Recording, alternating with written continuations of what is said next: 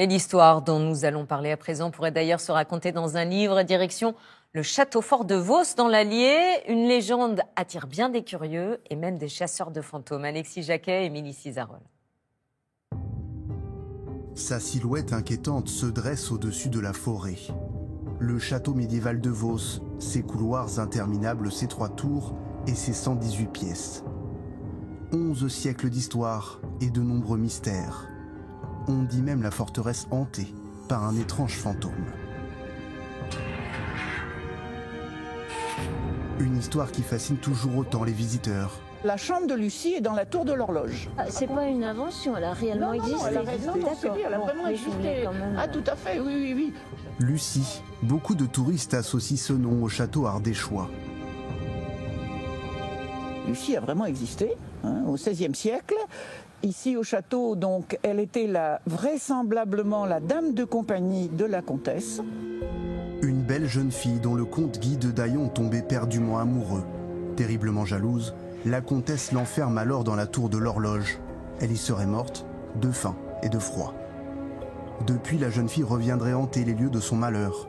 Une légende vieille de plusieurs siècles qui devient très concrète en 1984. Patrick Esther est allé à la rencontre d'un fantôme dans le Bourbonnais. Voici ce qu'il nous en rapporte. Cette année-là, l'Ardèche voit défiler une cohorte de curieux, et pour cause. Une équipe de France Inter pense avoir rencontré la fameuse Lucie. Près de la fenêtre, il y a quelque chose. Sur la gauche. Bon, ça a augmenté l'intensité d'un seul coup, vous avez vu? Oui, clair. Pour une émission consacrée au paranormal, les journalistes ont passé plusieurs nuits dans le château, accompagnés d'un médium et de sa petite fille. Pas de vidéo, mais dans un enregistrement audio, ils décrivent une scène aux frontières du réel. Oh là, elle s'est approchée, hein? Ah mais c'est dingue. Vous l'avez vu? Ah oui, s'approcher, oui. Oui.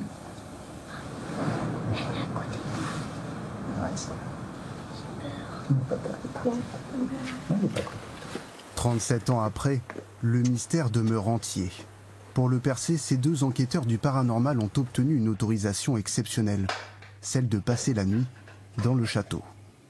Alors j'ai beaucoup d'appareils, donc déjà une caméra pour filmer en 4K et à vision nocturne, donc infrarouge.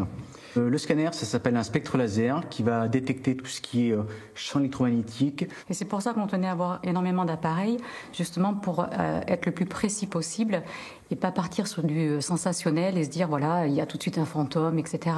Non, là au moins on a des preuves tangibles. De la science, mais pas que. Chaque séance débute par un rituel. Alors c'est un petit rituel de protection qu'on fait à chaque enquête pour se protéger des mauvaises entités, des mauvaises ondes surtout. Nous voilà partis pour plusieurs heures de déambulation à la recherche de Lucie. Dans un décor qui nourrit l'imagination. Dans ces couloirs obscurs, chaque bruit, chaque craquement devient perceptible. L'atmosphère est pesante et l'équipe de journalistes moyennement rassurée. Là, on est dans la tour de l'horloge. C'est là où, en tout cas, Lucie aurait vécu ces derniers jours.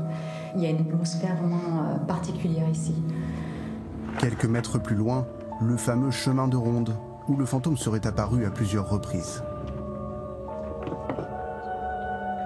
Sur les 2000 photos que j'ai prises, sur tout le château, bien sûr, on a réussi à avoir un visage fantomatique sur la poutre qui est juste ici. Après, affirmer que c'est Lucie, on ne peut pas, clairement. Pour autant, on sait qu'on voit bien nettement le visage d'une femme. Vous êtes sûr de vous? Oui. En pleine interview, une lumière apparaît au fond du couloir. Petite frayeur. Il s'agit en fait du propriétaire des lieux, un Britannique. Lui aussi raconte avoir croisé Lucie. C'était il y a quelques mois, au milieu de la nuit. Son visage était à ça de moi. On s'est regardé l'un l'autre pendant peut-être 3 secondes. Je pouvais voir tous les détails de son visage, comme je vous vois en ce moment. Elle était belle, très belle. J'avoue qu'elle m'a fait forte impression. Ce soir encore, la patience des 2 passionnés de paranormal va payer. Après de longues heures d'attente, l'un des appareils s'affole. Les points bleus, ça veut dire qu'il y a une source froide de moins 10 degrés. Une chute brutale. D'où sont censés être constitués les fantômes ou les entités. C'est bien. C'est peut-être l'ancien propriétaire, je sais que vous étiez... Notre micro lui-même réagit de façon troublante. Il se coupe 3 fois sans raison en moins de 10 minutes. Difficile d'interpréter tous ces signaux étranges.